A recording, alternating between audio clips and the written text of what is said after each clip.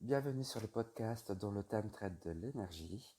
Aujourd'hui, on se focalise sur les centres d'énergie, donc les chakras.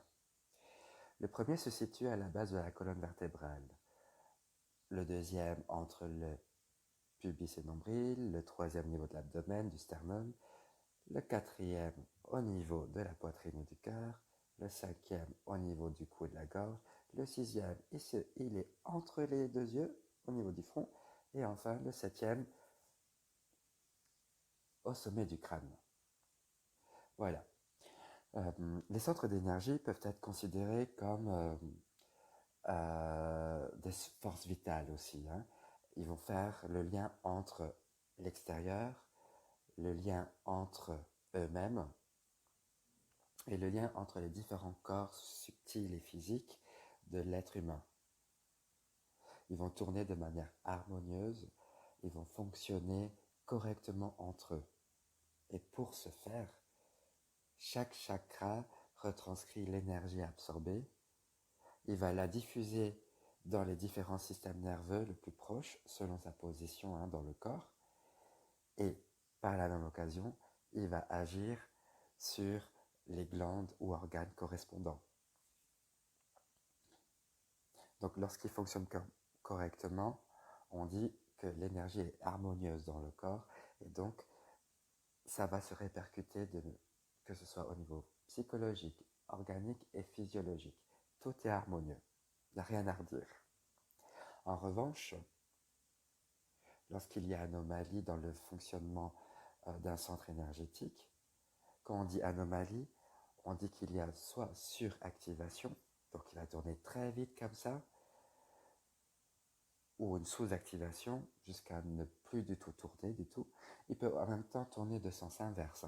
C'est aussi ça, un centre énergétique, l'anomalie d'un centre énergétique. Donc lorsqu'il y a anomalie, imaginez-vous qu'il y a effet boule de neige.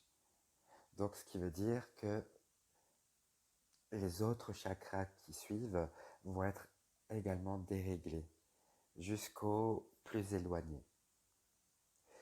Donc ça, c'est d'un point de vue énergétique, mais aussi d'un point de vue organique, physiologique. Et bien, au niveau des organes, au niveau des glandes, on va avoir des dérèglements aussi. Et au niveau psychologique, des troubles vont apparaître, des troubles du psychisme. D'où la nécessité de faire de manière régulière un soin, un rééquilibrage énergétique, car il va permettre de réharmoniser tout ça, d'activer ou de calmer, entre guillemets, le chakra qui tourne à fond, comme ça. Il va, le rééquilibrage, donc évacuer tout le stress accumulé dans ce chakra. Il va en même temps évacuer les émotions qui sont refoulées. Il va agir de manière à ce que toute l'énergie va être harmonieuse dans le système humain. Il va permettre de faire circuler de manière harmonieuse l'énergie qui est dedans, dans notre corps, notre force vitale en fait. Donc en gros, pour comprendre un soin énergétique, un rééquilibrage, ça va dissoudre comme ça les blocages qui sont donc à la source de nombreux problèmes organiques, physiologiques et psychologiques. Donc c'est intéressant de penser à faire ça de manière régulière, cette réharmonisation de nos centres d'énergie, pour justement, de manière préventive, pour éviter tout dysfonctionnement et donc toute maladie qui peuvent arriver comme ça. Je vous remercie beaucoup. Je vous souhaite une belle continuation et je vous dis à très bientôt. Prenez soin de vous.